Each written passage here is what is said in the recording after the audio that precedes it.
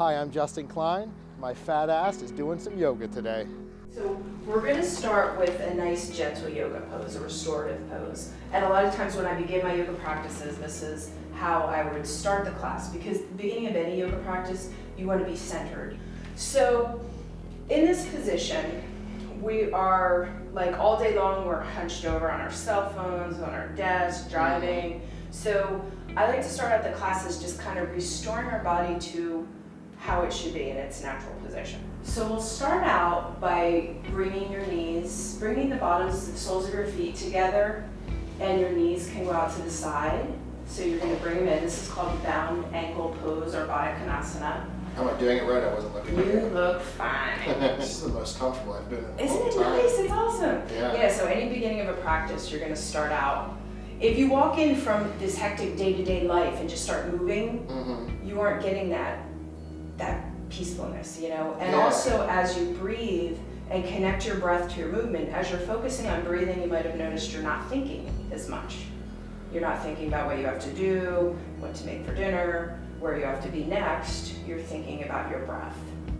A lot of times people, the thing that makes me sad about yoga is like everybody's looking at other people because they want to do what their neighbor's doing.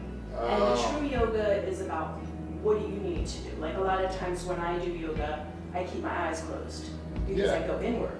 Yeah. And I learned to do that a couple of years ago, and I just like, I'm in the moment, I'm in the pose, and the distraction is when I look at someone else and be like, oh, if, you know, years ago I would do it that way because I wanted to do what everybody else was doing, or what I thought everybody else was doing. Yeah. And I see my students do that, and it's like, oh no, do what you need to do. Yeah. Do what your body needs today, because your body today needs something different than it did yesterday. Yeah. It's completely different than the person who's and next it's to you. 100%. And also with props, like sometimes people feel bad using a block, and I'm like, you have a shorter torso. Yeah. Of course you need a block. Like, it has nothing to do with it. That person has longer legs or shorter legs, so they can get down to the ground easier. So those are the kind of things where if we just would stop comparing ourselves to the person next to us, and that's part of yoga, is just going inward and, you know, knowing what you need. So that's the Do you remember when you first started yoga? Yeah. I went with a couple coworkers to a yoga class. Okay. And it was in Jersey because I worked there. And I wanted to try yoga for a long time. It was probably like 15 years ago. And at the time I weighed like probably 290 pounds. Okay. So I started yoga as a big person. Okay. So obviously I was like the biggest person in the class.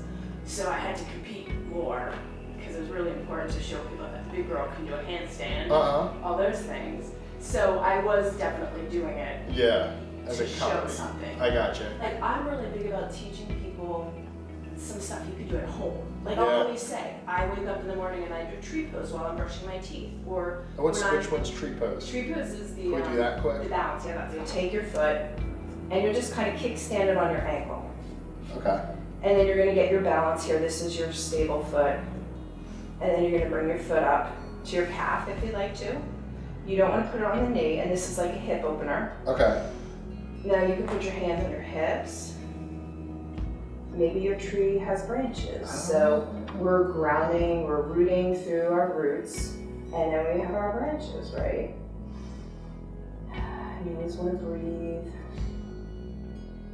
And is it just me, or am I doing pretty damn good you're at this doing tree? really cool. You're really good. Nice. So the last 5 to 7 minutes of class. This is my husband's favorite one. But interestingly enough, it's not an easy pose because while you're in this, your mind, you can't fall asleep. That's number one. You can't fall asleep, and you can't be thinking about what you're going to do when you get out of yoga. You know what's really cool? I'm working right now. I know. Have you ever interviewed anybody in town? This is the weirdest interview. I'm talking to your feet.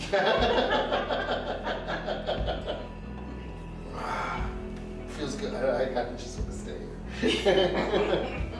Do you have to kick people out? It's not too bad. I mean, it's like when I get it's like last call, and you have to be there, get off the floor. Sorry, last call. And what's the best way for people to get in contact with you, see your schedule, all that? Our schedule is on our website, you can see every class, you can see a description, you can see a picture of the teacher. Okay. You could see, what time the classes are, you can log in, register, pay. We like to have people register online because if I know you're coming, I'll hold the class or I'll put a mat out for you just to save you a spot. Yeah. So it's helpful if people do sign up in advance. Mm-hmm. Take one final breath in through your nose and exhale through your mouth. Just letting go. Anything and everything that doesn't matter to you, don't need to be thinking about. And now I bow to you. The light in me honors the light in you. Namaste.